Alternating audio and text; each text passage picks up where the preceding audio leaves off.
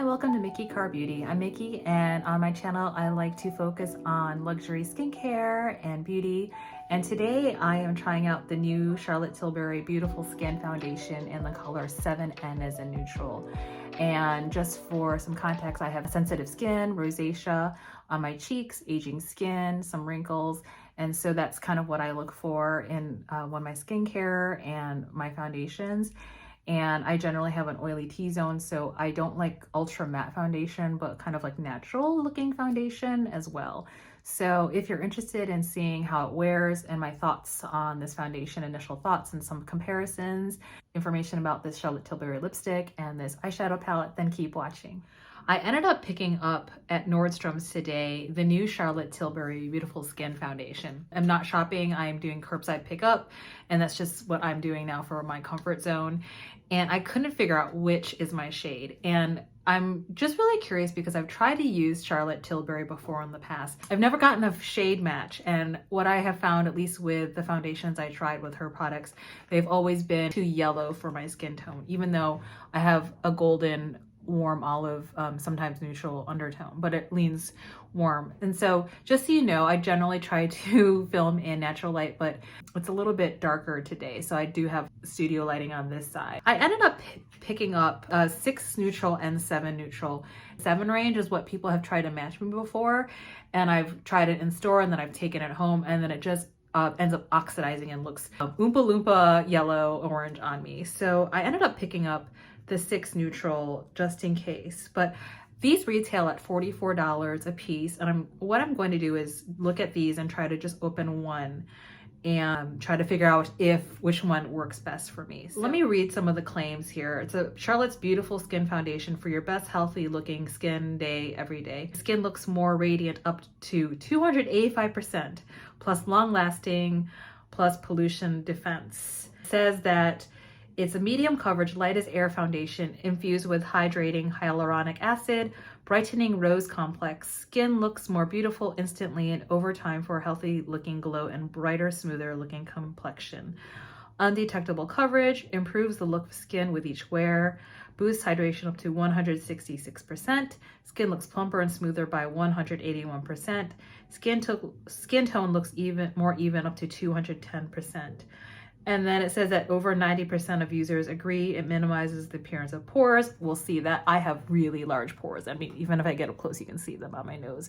And most of the pores are here. Reduces the appearance of pigmentation and dark spots. We'll see, I have pigmentation and dark spots. I have some acne that I'm still trying to clear up. And then even when the acne dissipates, I end up getting hyperpigmentation and scars, which are the dark spots. And then skin appears instantly brighter. The reason why I ended up picking this up is that I can't remember the reviewer, I apologize, but they said that it reminded them of the Chantecaille Future Skin Foundation. And the Chantecaille Future Skin Foundation is this one. I am almost done, I think. I love this foundation, but for the fact it's in this jar. And I tolerated it and worked with it knowing I couldn't be in transit or on the go to use this or traveling because it was just really messy to have a jar. And most of the time I just worked around it just because I loved it as the most natural looking foundation. But the fact that someone said that it reminded them of that Future Skin Foundation and it's in this tube, you know, I couldn't resist. Here's 6N and here's 7N. So you can see 7N is much warmer and yellow, and this is more neutral. And so sometimes it's hard because people want to do this and then I don't want to match it up to the redness of my skin because that's the rosacea. But you can see that this 7N actually might be too warm for me, but then this might be too light. These are made in Italy, about 30 mils or 1 fluid ounce, which is the standard of most foundations. And they come in neutral, cool, and warm. And I definitely know that I want warm, but I'm not traditionally cooler. So that's why I ended up picking neutral. And so so it comes in this receptacle. People are saying it reminds them a lot of the Estee Lauder and I think a Laura Mercier packaging where it's just a tube. I actually like it. It's for me, it's great. I don't like jars. And for me, this is lightweight if you're traveling and whatnot. So this is 7. N is in Nancy. Okay, so taking away, it actually is not as bad as I thought. I want to dab a little bit of this and then spread it around so you can see. Okay, this could work. Actually want to put on some of my primer, because this is how I would normally do my makeup anyway. So I'm gonna put on my Sisley Double Tensor Primer. Okay, so I'm using my Sonia G Jumbo Base, and this is what I normally would use for my foundations. So let me see if it goes on.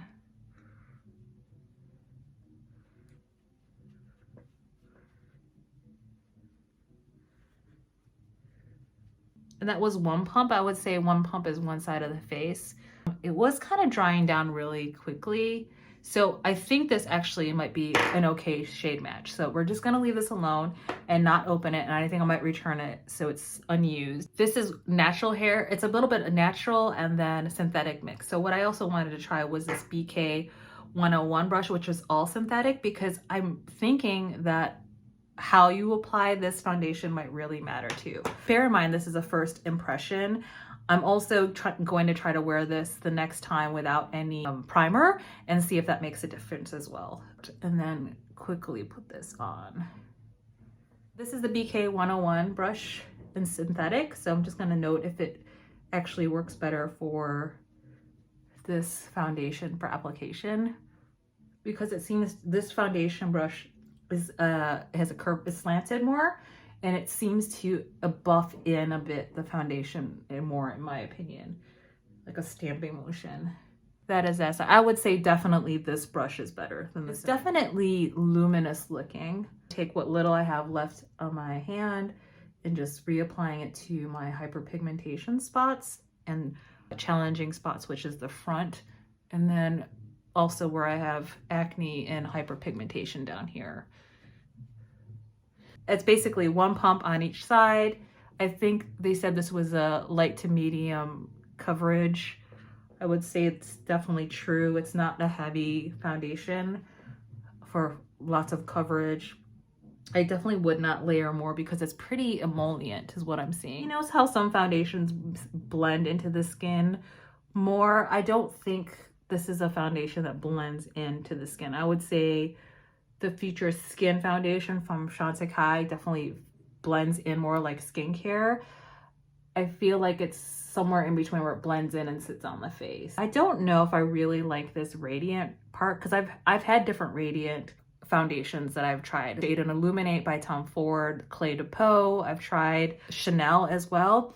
And you know, when companies make the claim of radiant, I always hedge if it's going to be radiant, aka greasy. So I don't know, this might be one of those where it makes it look greasy since I'm an oily skin gal. If you're gonna see my pores, it's here, which I do see some more texture here versus here, and it could be due to the brush application, but I definitely have large pores in my nose. And for some of you who have this issue, you know what I'm talking about, where if your nose pores are so large, basically the foundation wells into the pores, and basically really, lack of a better term, it's basically filling the holes of your foundation, and you can see the foundation the holes on your nose, which, you know, I've always dealt with that. There's no way you can get rid of pores or shrink your pores. You might shrink the appearance of it. I think the best way I've dealt with this issue of makeup appearing and showing larger pores, where it basically seeps up and fills that hole, that pore pocket with product, is basically the right product and foundation. So I will definitely not use foundation if it fills, you know, emphasizes the holes there. So I'm going to get up close. I don't know if you can see. It does do that on this side a little bit. Okay, so I finished my eye look. I actually used the Dazzling Diamonds Luxury Palette of Pops palette. I also pulled it out because I am on a low buy and trying my hardest not to buy anything from the Chanel collection. I know Chanel released something at Ulta and then their regular spring line, and if I'm being honest, none of it really appeals to me except for the blushes and slightly the eyeshadow quad.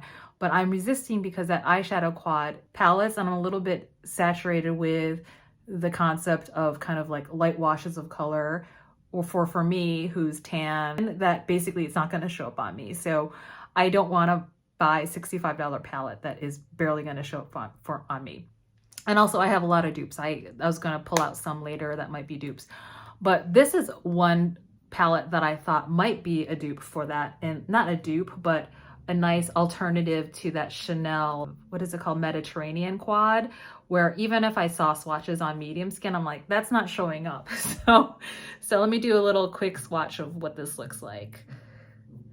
And I know it's not like the spring vibes. This is more like a holiday palette of pops, an evening fun look. But you know, I'm tan skin, but paler now, but it shows up. So I just wanted to pull that out for y'all to see. If you have an oily T-zone, this foundation might not be good for you, because I don't know if you can see it picking up on the camera, is that the colors of the foundation is welling into the circles of my nose, and it doesn't look cute. So what I'm going to do is take some of this Sisley powder. So I'm just taking the loose powder and tapping it with my Wayne Goss airbrush. It's a squirrel hairbrush, which is very gentle on the skin, and it really lays down any product really wonderfully. So I'm powdering my T-zone where I found the problem area.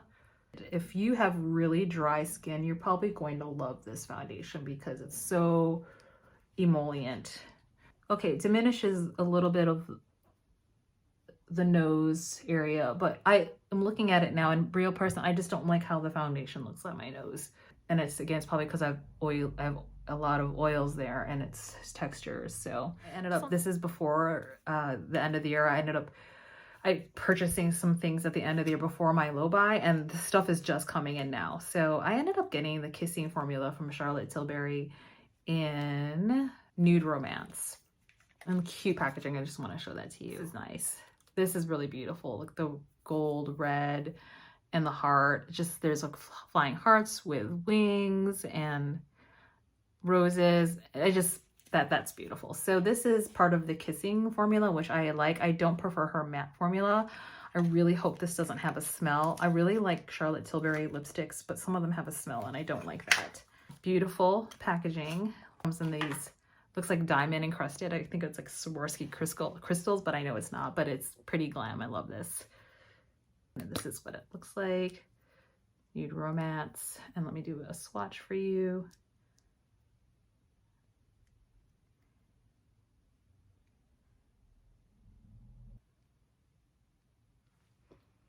Beautiful. It has a little bit of an orange to it. So it's like a nude, romantic nude. I'll pin a comment, and if I have time, then I'll come back on, but it's going to be darker, so the lighting is going to be different if I have time. If not, I'll pin a comment below of how this is wearing. I think the shade is fine, which I'm glad about. It's not too yellow, but we'll see if it oxidizes. What I found to be an issue with Charlotte Tilbury foundations, at least my skin, and what's going on with my face. So I don't see any oxidizing at the moment, which is good. I don't know if it reduces pores. I feel like it's a $44 foundation, which is affordable, but I also think like it's a $44 foundation. I feel like that's how it's wearing on my face. Okay, so I wanted to do an insert of this foundation in more natural light. I'm in direct, there's my dog. I'm in more natural sunlight that's diffused by a curtain, more of a softbox effect, but this is a much more natural light.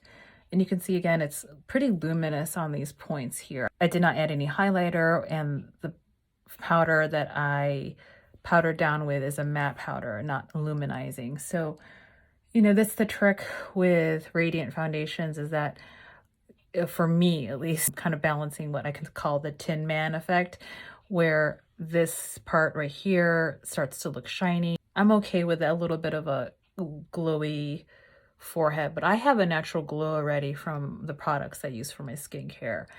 And then with glow foundations, I just have to watch this area here because it tends to show more of my pores and texture. So just kind of showing you that, and a little bit here as well.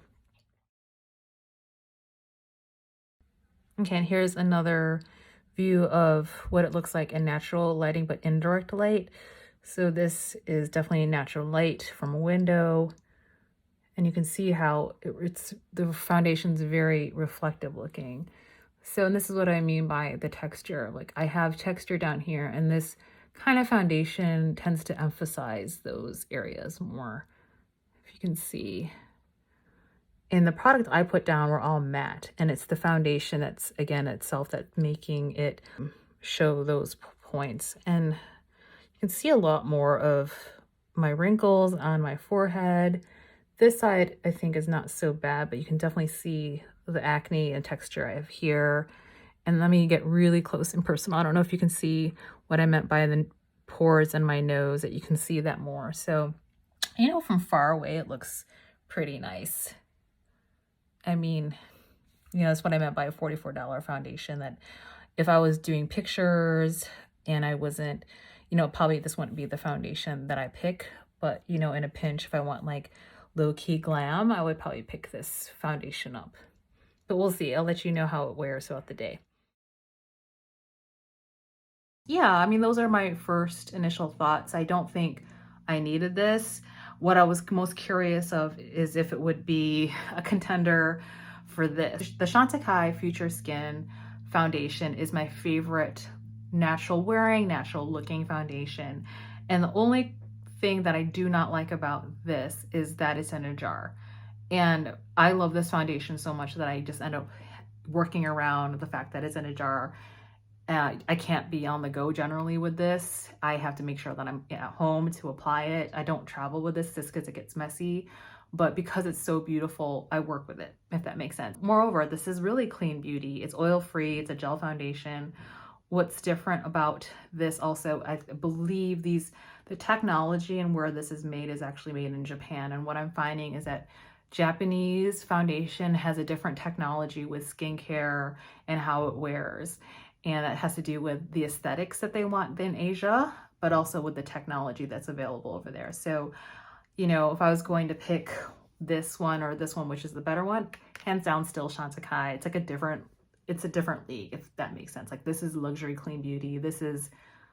I once talked to a Chanel essay who was a little bit like throwing shade at Charlotte Tilbury, and I don't agree with it, but she made me laugh. She said, you know, I was working with a Chanel essay and she was doing my makeup, and she's like, you went over to Charlotte Tilbury. She's like, that's like prom makeup. And I just thought that was so mean and catty, but in a way it was kind of true of like, you know, it's for a certain glam aesthetic.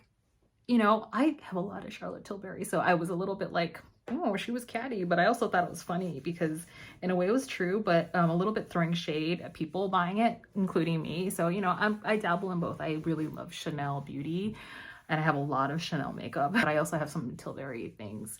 So the one thing that I'm always trying to find is the foundation, and this is the first one I'm trying that seems to be working for me, at least on first impressions. I'll get in close so you can see some final looks. I have a mix of studio lighting and natural lighting, just so you can see. It is definitely glowy from within. I do not have any highlighter, and I purposely did not put any highlighter because it is so glowy. And the blush I put on are actually matte, so that luminosity you're seeing, that is from the foundation. All of this is from the foundation. And I guess that's where I struggle because I have an oily nose already. And so if it's a foundation that makes you glow, like kind of the last thing I want really is for my nose is to glow. I'm fine with the rest of the face, but I hope that helps give you some information of whether you want to buy this or try out this foundation. I always leave my closest foundation matches below, so you can check that out. If any updates, I'll definitely hop on here later today or pin a comment below. But that's it. Thanks, beauty fam. And if you haven't subscribed already, please consider doing so and commenting and liking below and then ringing a notification bell. That's it. And I hope you are having a wonderful day. And as always, take good care of yourself and others and just be you. Thanks, and I'll see you in the next video. Bye.